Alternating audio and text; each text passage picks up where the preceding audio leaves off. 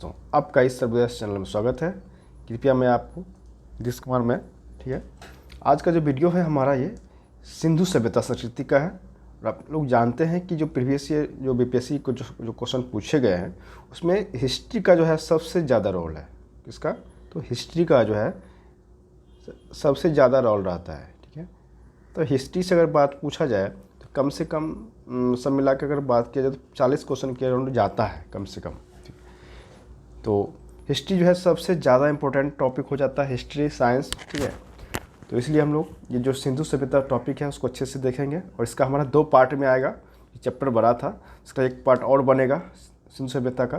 तो कृपया वीडियो को अच्छे से देखें और जितना हो सके आप उसको शेयर करें, क्योंकि इसका मैंने जो उसका फर्स्ट वीडियो बनाया था फर्स्ट चैप्टर का, बहुत सारे अच्छे दोस्त देखे हैं उसको। ठीक है, उसको और सब्सक्राइब करने का कोशिश करें। मैं आपको धन्यवाद देता हूँ जो उन्होंने उस वीडियो को देखा है। ठीक है, जो सब्सक्राइब। ठीक है, और मैं उम्मीद करता हूँ कि आप लोग और अच्छे तरीके से उनको और शेयर करें, लाइक करें। ठीक है, चलिए हम लोग स्टार्ट करते हैं चीज़ें टॉपिक को। ठीक है, आज का ये टॉपिक हमारा है सिंधु सभ्यता एवं संस्कृति। ठीक है, चलिए स्टार्ट करते हैं चीज़ें। तो हमारा टॉपिक है कि सिंधु सभ्यता एवं संस्कृति।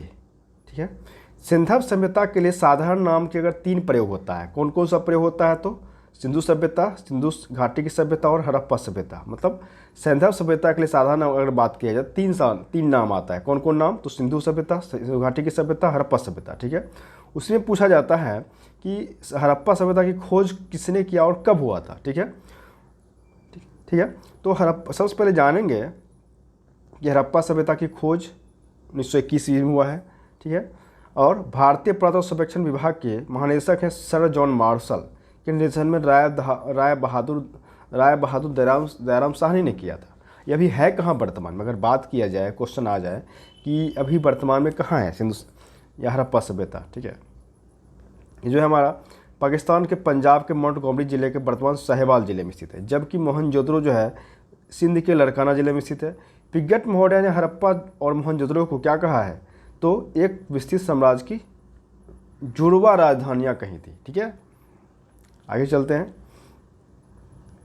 क्या है कि हड़प्पा जो है रावी नदी के बाएं तट पर और मोहनजोदड़ो जो है वो कहाँ है? तो मोहनजोदड़ो जो हमारा है सिंधु नदी के दाहिने तट पर है। ठीक है, तो एक तरह से अगर पूछा जाए हड़प्पा रावी के बाएं तट पे और सिंधु जो है सो मोहनजोदड़ो जो है सिंधु की नदी के दाहिने तट पे। ठीक है, जॉन मार्शल ने सर्वप्रथम इस सभ्यता को सिंधु सभ्यता नाम दिया था। कौन? तो जॉन मार्शल। याद रखना है कौन? John Marshall. ठीक है, तो हम फिर से कह रहे हैं कि इस वीडियो को शुरू से लेकर अंत तक देखें, क्योंकि बहुत चीज़ें इसमें दिया गया है और आपको एग्जाम के पॉइंट ऑफ व्यू से ही बनाया गया है, बहुत ही लाभ होने वाला है। ठीक है, और इसको शेयर करें और सब्सक्राइब करें। ठीक है, ताकि जो लोग तैयारी कर रहे हैं उनको फ़ायदा मिल सके। ठीक है, आगे है हमारा है कि radio carbon C14, radio carbon 14 या C14 जैसी एक विश्लेषण पद्धति, नया पद्धति है, नए तरह की शैली है, जिसके द्वारा हम लोग क्या करते हैं? तो हड़प्पा सभ्यता की तिथि जो था, डेट जो था 2300 ईसा पूर्व से 1700 ईसा पूर्व माना गया। मतलब C14 के अनुसार जो सर्वाधिक मान्य तिथि है, इसको मानते हैं सभी लोग। ठीक है, लगभग 2300 ईसा पूर्व से लेकर 1900 ईसा पूर्व तक सभ्यता का जो था विकास जो पराकाष्ठा पर था, मतलब बहुत ज़्यादा विकास हुआ है कह सकते हैं। और यह सभ्यता जो था मेसोपोटामिया और मिस्र की सभ्यताओं के समकालीन थी। ठीक है, आगे हम लोग चल रहे हैं। जो है कुछ विद्वान के अनुसार अपना अलग अलग डेट जारी किए हैं, निर्धारित किए हैं। ठीक है, सिंधु सभ्यता की तिथि जॉन मार्शल के अनुसार है 3200 से 2700। ठीक है, 3200 से 2700 ईसा पूर्व। और नेक्स्ट मैके के अनुसार 2800 ईसा पूर्व से लेकर 2500 ईसा पूर्व। माधव स्वरूप के अनुसार 3500 से 2500 ईसा पूर्व। गैड के अनुसार 2350 से 1700 ईसा पूर्व। मार्टिमर व्हीलर के अनुसार 2500 से 1700 ईसा पूर्व।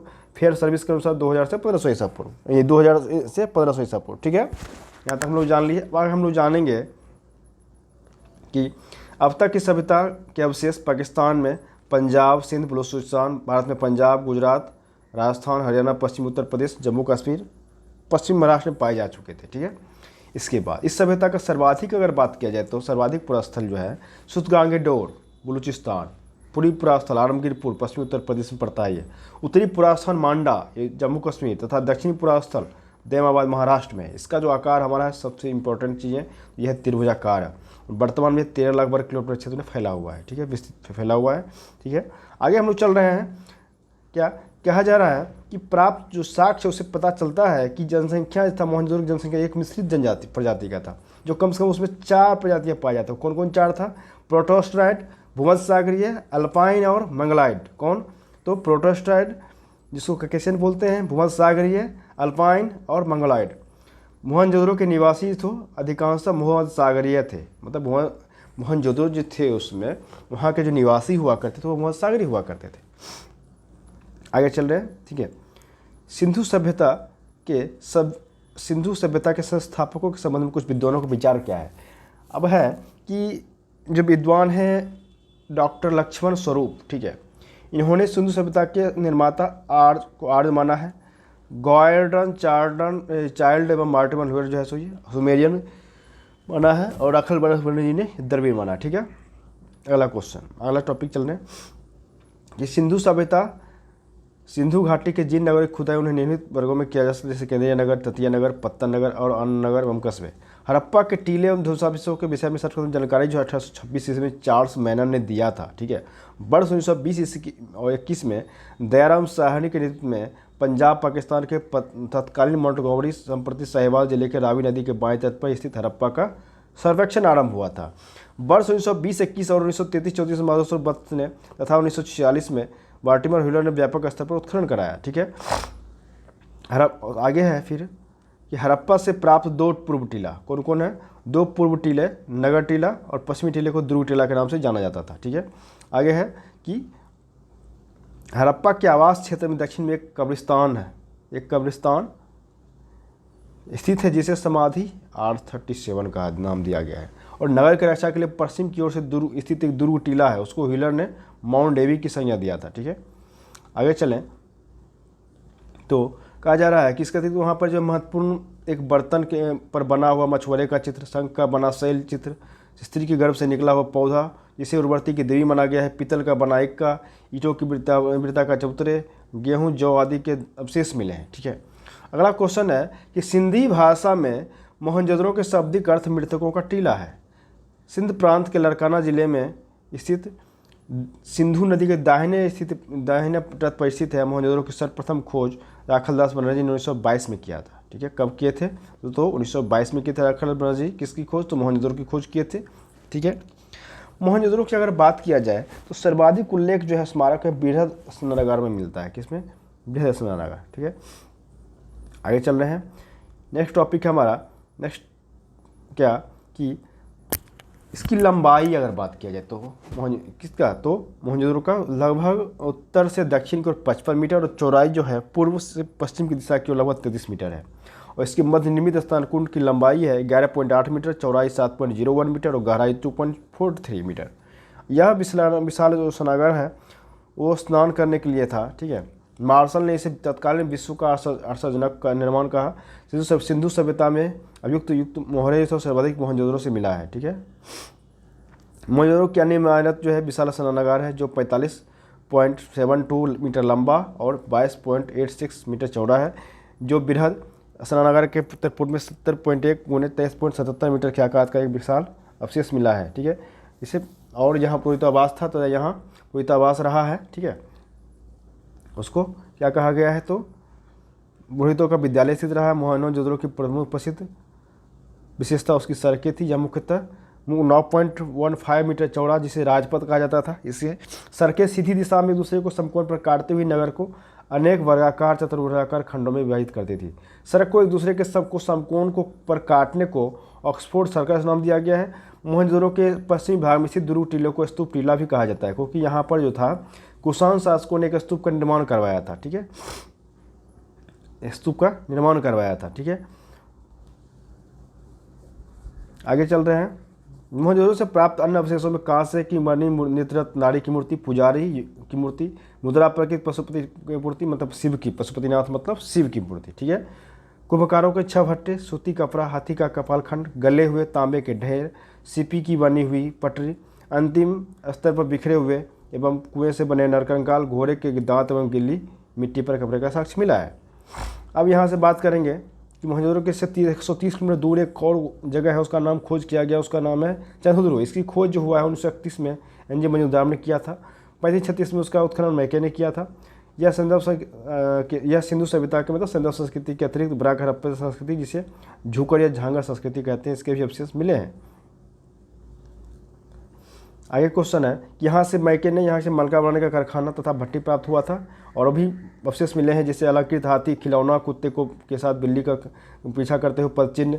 सौंदर्य प्रशासन में अगर बात किया जाए तो लिपस्टिक का, और चंद्रदुर्ग ही एकमात्र ऐसा स्थल है जहाँ से वक्राकार ईंट भी मिला है। यहाँ किसी दुर्ग का अवशेष नहीं मिला है। ठीक है, आगे चल रहे हैं हम लोग। गुजरात के अहमदाबाद जिले में भगवा नदी पर स्थित लोथल एक खोज हुआ था, डॉक्टर SR राव ने किया था। सागर तट पर स्थित यह जो स्थल है पश्चिम एशिया से लेकर व्यापार के लिए महत्वपूर्ण बंदरगाह रहा था। ठीक है, अगर बात करें नगर योजना तथा अन्य भौतिक आधार पर अगर बात करें, लोथल जो था एक लघु हड़प्पा, लोथल को जो है एक लघु हड़प्पा या लघु मोहनजोदड़ो भी कहा जाता है। यहाँ से फारस की मुद्रा, सील एवं पक्के रंग में रंगे हुए पात्र मिले हैं। लोथल में गढ़ी अथवा नगर दोनों एक साथ प्राचीर से घिरे हुए हैं। लोथल की सबसे प्रमुख विशेषता यह है कि जिसे जहाज़ों की गोदी या डाक यार्ड है यहाँ पे। ठीक है, यहाँ से अवशेष जो मिला है अनाज का, पहले धान जिसको चावल बोलते हैं, बजरे का साक्ष्य, फारस की मोहर, लघु घोड़े की मृणपूर्ति और 3 युगल समाधियाँ जो हमारा लोथल से प्राप्त हुआ है। ठीक है, ये कहाँ पड़ता था? ये गुजरात में है।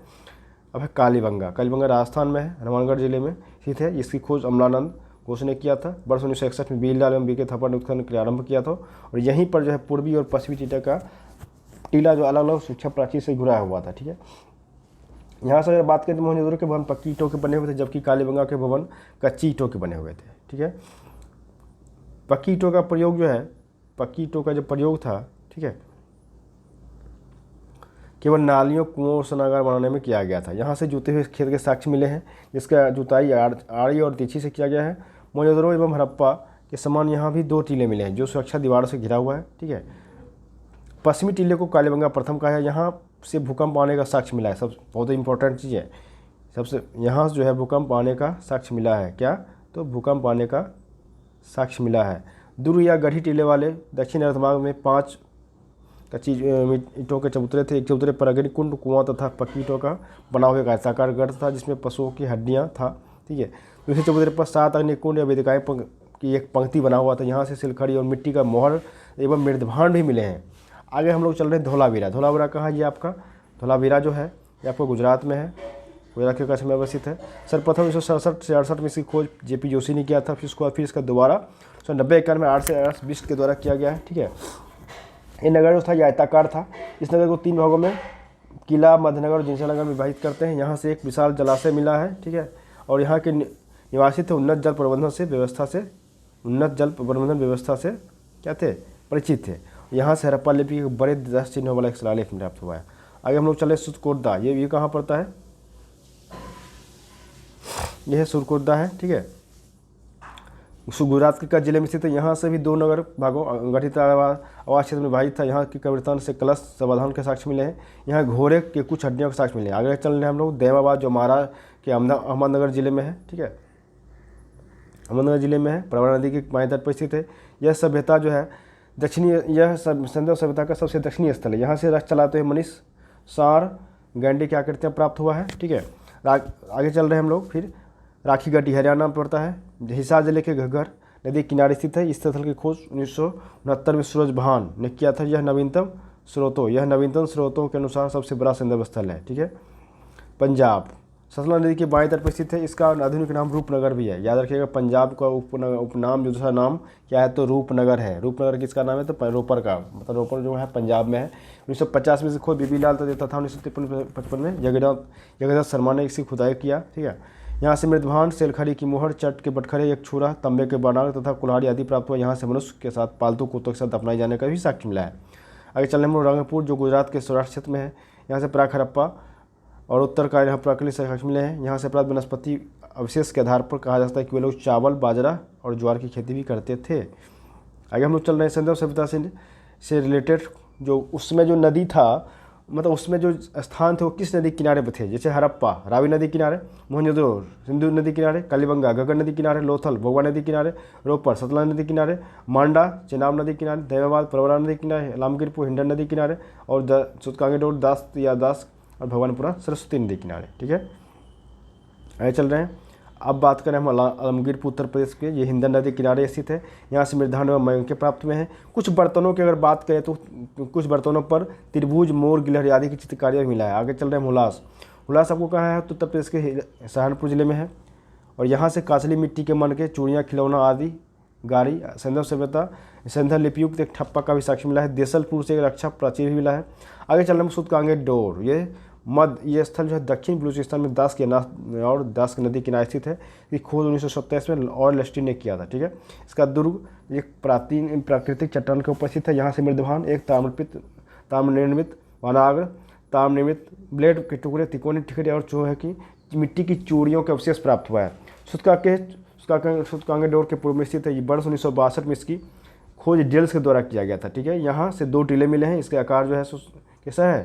तो सूतकांगे डोर जैसा है। अब आगे चल रहे हैं हम लोग। बलूचिस्तान के दक्षिण तटवर्ती पट्टी पर स्थित है। बालाकोट एक बंदरगाह के रूप में कार्य करता था। ठीक है, वहाँ की जो नगर थी सुनियोजित था। भवनों के निर्माण में कच्ची ईंटों, जबकि नालियों के निर्माण में पक्की ईंट का प्रयोग किया था। ठीक है, यहाँ का सबसे समृद्ध उद्योग जो था वो था क्या था? हमारा सीप उद्योग। ठीक है, आगे चले। बनावली हरियाणा के फतेहाबाद जिले में एक भाग था।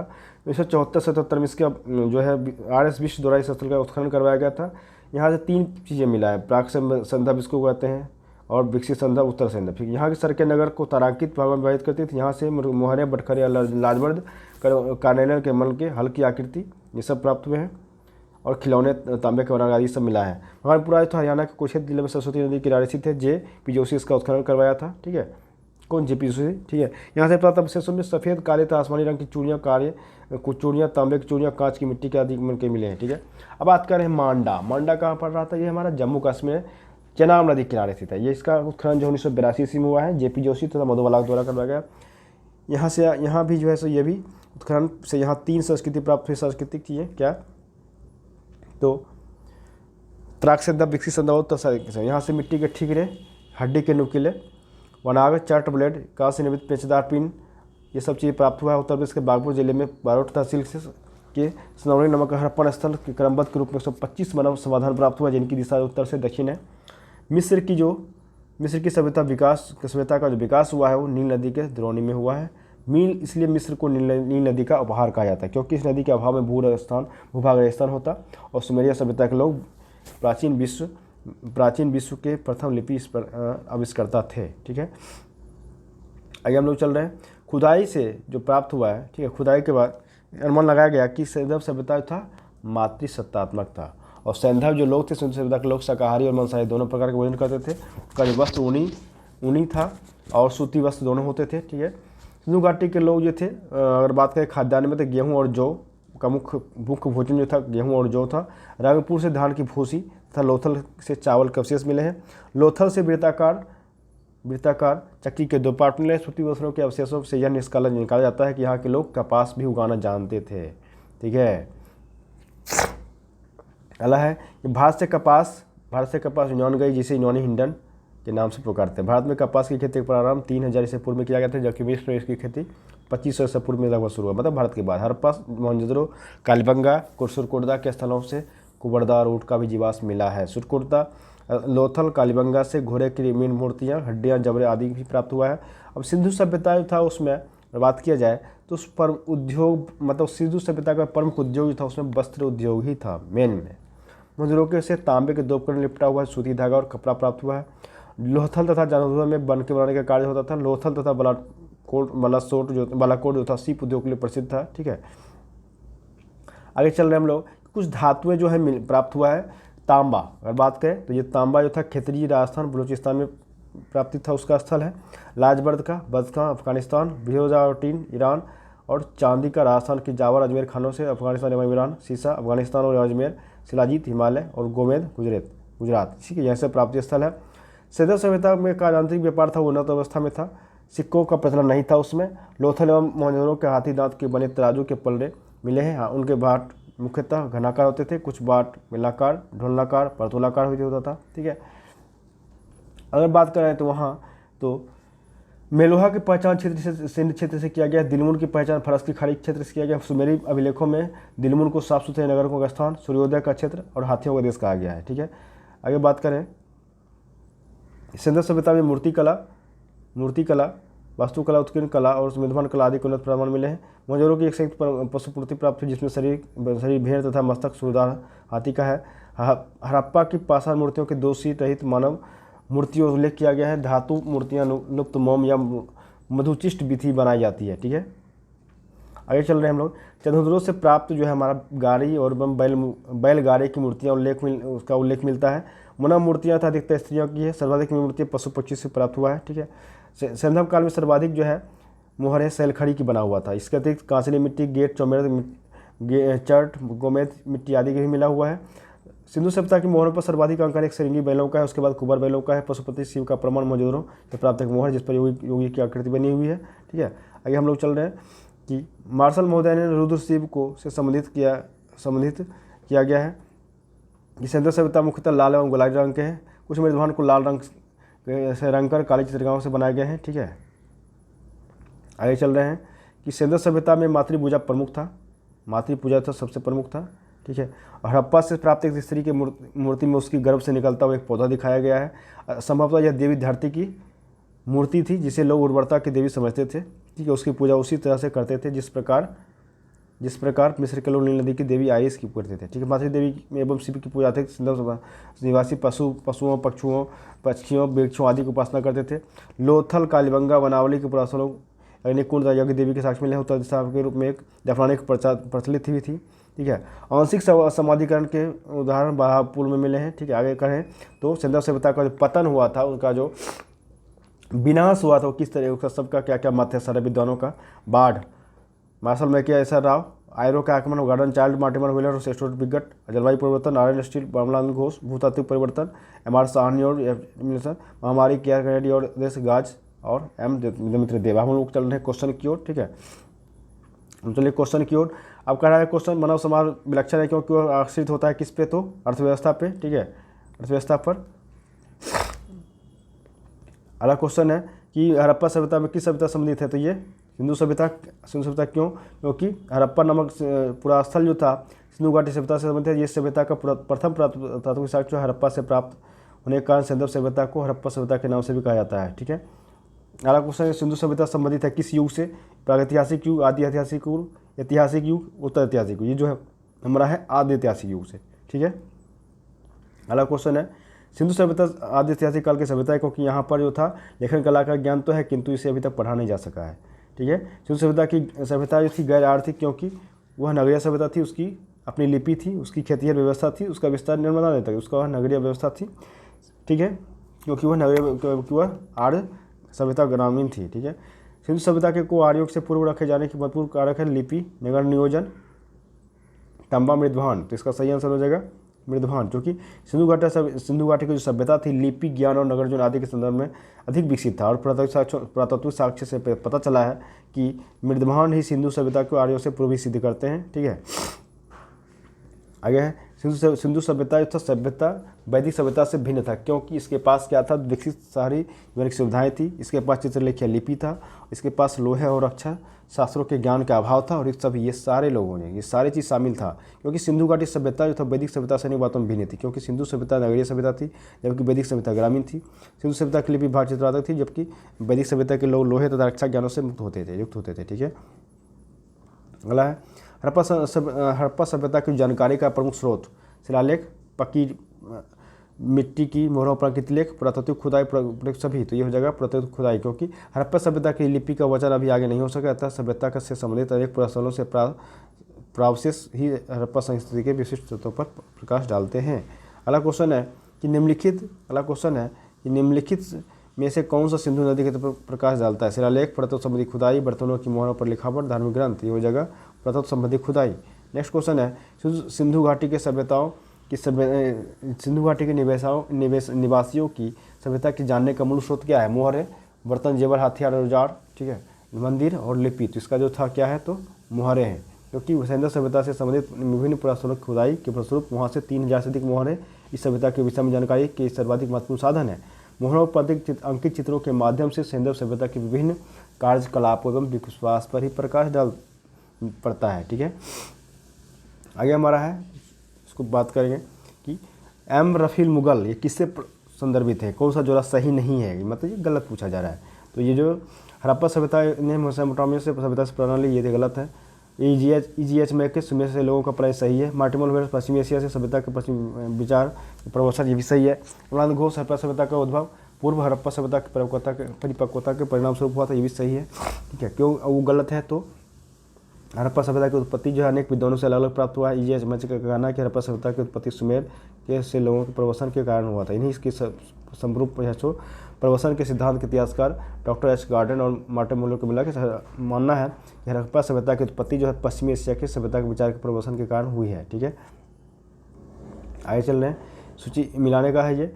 Harappa NG Majumdar 1936, Hastinapur John Marshall, ये सब जो इसको मिलाने का है काम, इसको मिला लेते हैं हम लोग। क्या है तो अगर बात करें तो हड़प्पा जो है जयराम साहनी खोज किए थे, हस्तिनापुर का बीबी लाल, तक्षशिला का जॉन मार्शल और कौशाम्बी का NG मजूमदार। ठीक है, अगला क्वेश्चन चल रहा है। भारत में चांदी की उपलब्धता का प्राचीनतम साक्ष्य कहाँ से मिला है? हड़प्पा संस्कृति, पश्चिमी भारत की संस्कृति, वैदिक संहिताएं, चांदी का हाथ सिक्कों। तो ये हड़प्पा संस्कृति प्राप्त हुआ है किसका? तो भारत में चांदी की उपलब्धता जो है। ठीक है, अगला क्वेश्चन है। हड़प्पा वासियों में चांद की जानकारी थी। मोहनजोदड़ो और हड़प्पा के निवासियों के मध्य इसके विधिवत प्रयोग के साक्ष्य मिलते हैं। ये लोग राजस्थान की जावर और अजमेर खानों से प्राप्त करते रहे होंगे। हड़प्पा मिट्टी के बर्तनों पर सामान्यतः किस रंग का उपयोग होता था? लाल, नीला, हरा, पांडु, नीला। तो ये था लाल। ठीक है, ये लाल से प्राप्त होता था। ठीक है, प्राकृतिक क्या था कि प्रारंभिक हड़प्पा सभ्यता में पैर से चालित चाक का प्रयोग किया जाता था। सभ्यता की जो परिपक्व अवस्था में हाथ से चालित चाक का प्रयोग किया जाना है। डिजाइन आधार पर अगर बात की बर्तनों की दो श्रेणियाँ होता था, एक तो डिजाइन करने वाले बर्तन और दूसरा था चित्रित विद्वान वाले। ठीक है, आगे है मूर्ति पूजा का आरंभ कब से मनाया था? पूर्वार। ठीक है, पूर्वार हो जाएगा। ठीक है, और उत्तर वैदिक काल, मौर्य काल और कुषाण काल, ये हो जाएगा पूर्वार। मतलब मूर्ति पूजा का आरंभ जो था पूर्वार काल से माना जाता है। संदर्भ सभ्यता में मूर्ति पूजा प्रचलित थी। उसके उदाहरण अनेक संदर्भ सभ्यता में मातृ देवी की मूर्तियाँ का और मौर्य का भी चित्र प्राप्त हुआ है। ठीक है, अब है कहा जा रहा है क्वेश्चन कि निम्नलिखित में से पशुओं में से किस एक का हड़प्पा संस्कृति में पाई गई मोहरों और टेराकोटा कलाकृतियों का निरूपण है नहीं हुआ था? मतलब ये नहीं पूछा जा रहा है। गाय, हाथी, गैंडा, बाघ, इसमें हो जाएगा गाय। तो हड़प्पा संस्कृति की मोहरों में टेराकोटा कलाकृतियों में गाय का चित्र नहीं मिलता है, जबकि हाथी, गैंडा, बाघ, हिरण, भेड़ा आदि का अंकन मिलते हैं। गाय का महत्व वैदिक काल में प्राप्त हुआ है। निम्नलिखित में कौन सा हड़प्पा स्थल नहीं है? ये चंद्रद्रोह, कोटदीजी, सोगोरा, देसलपुर। इसमें सोगोरा, क्योंकि सोगोरा तो प्रदेश के गोरखपुर में राप्ती नदी के स्थित है। ये एक गांव है। यहाँ से मरुकालीन तमलपत्र अभिलेख मिला है जिसमें यहाँ नगर होने का प्रमाण मिलता है। चंद्रद्रोह, कोटदीजी और देसलपुर तीनों हड़प्पा सभ्यता से जुड़े नगर थे। ठीक है, याद रखना है। फिर मिलान करने का क्वेश्चन आ गया। लोथल, कालीबंगा, लोथल। ठीक है, तो मिलाते हैं हम लोग। तो अगर बात करें तो क्वेश्चन की बात करें तो हड़प्पा सभ्यता के स्थलों में खंबात की खाई के निकट लोथल से गोतीवारा के साक्ष्य मिले हैं। राजस्थान के हनुमानगढ़ से जिले में घग्गर नदी किनारे स्थित कालीबंगा से जुते हुए खेत के साक्ष्य मिले हैं। गुजरात के धोलावाड़ा से हड़प्पा लिपि के साक्ष्य के बड़े आकार के 10 चिन्हों वाला एक शिलालेख मिला है। हरियाणा के फतेहाबाद जिले के स्थित बनावली में पक्की मिट्टी से हल्की प्रकृति मिली है। एक जोड़ते हुए खेत की खोज की गई थी। मोहनजोदड़ो, कालीबंगा, हड़प्पा और लोथल। इसका सही आंसर जो है कालीबंगा। ठीक है, नेक्स्ट क्वेश्चन है। निम्नलिखित में किस हड़प्पा नगर में जुते हुए खेतों के निशान मिले हैं? कालीबंगा, धौलावीरा, मोहनजोदड़ो, लोथल। इसमें सही हो जाएगा कालीबंगा। ठीक है, नेक्स्ट क्वेश्चन चल रहा है। मिलान का क्वेश्चन है ये। हड़प्पा से R37 और लोथल, गोदी, कालीबंगा, जुता हुआ खेत, मोहनजोदड़ो, नर्तकी की मूर्ति। फिर अगला क्वेश्चन है पूछा जा रहा है मिलान करने का नदी है कौन सा स्थल कौन सी नदी किनारे है? तो हड़प्पा है रावी नदी किनारे, हस्तिनापुर गंगा नदी किनारे, नागार्जुन कोंडा कृष्णा नदी किनारे, पठान गोदावरी नदी के किनारे स्थित है। ठीक है, अगला क्वेश्चन है। फिर मिलान का क्वेश्चन है कौन सा चीज़ कहाँ पे है? तो बात करें हड़प्पा बताए थे अभी जस्ट, रावी नदी किनारे, कालीबंगा घग्गर नदी किनारे, लोथल भगवान नदी किनारे, सतलज, और रोपर जो है सतलज नदी किनारे। ठीक है, रोपर। ठीक है, रूपपुर। ठीक, इसी को बोलते हैं हड़प्पा किस नदी किनारे स्थित है? तो ये रावी नदी किनारे है। बताए सिंधव सभ्यता का महान नगर कहाँ से प्राप्त हुआ है? तो ये कहाँ से प्राप्त हुआ है? मोहनजोदड़ो, हड़प्पा, लोथल, कालीबंगा। तो मोहनजोदड़ो से प्राप्त हुआ। सिंधव सभ्यता के महान स्नानगार के साक्ष्य मिले वो मोहनजोदड़ो से प्राप्त हुए हैं। की उत्तर लंबाई उत्तर से दक्षिण की ओर 55 मीटर और चौड़ाई पूर्व से पश्चिम की ओर 33 मीटर। नेक्स्ट क्वेश्चन हमारा है, विशाल स्नानागार किस पुरातत्व स्थल से पाया गया है? रोपर, हड़प्पा, मोहनजोदड़ो, कालीबंगा आती है, मोहनजोदड़ो से प्राप्त हुआ है। ठीक है, तो यहाँ तक हम लोगों ने ये एक पार्ट और होगा इसका, तो ये चैप्टर थोड़ा बड़ा था। ठीक है, इसका एक पार्ट और बहुत जल्द हम लेके आ रहे हैं। ठीक है, कृपया इस वीडियो को शेयर करें, सब्सक्राइब करें और अच्छा लगे तो, क्योंकि इसका और जो सब्सक्राइब करने से ये होगा कि आपका जो भी नोटिफिकेशन आने वाला है वो आपको आसानी से मिल सके। ठीक है, और जितना भी सब्सक्राइब शेयर करेंगे ताकि जो तैयारी कर रहे हैं उनको बहुत ही फ़ायदा मिल सके। ठीक है, चलिए बहुत ही ज़्यादा हम मिलते हैं नेक्स्ट वीडियो में, तब तक के लिए बहुत बहुत धन्यवाद। ठीक है।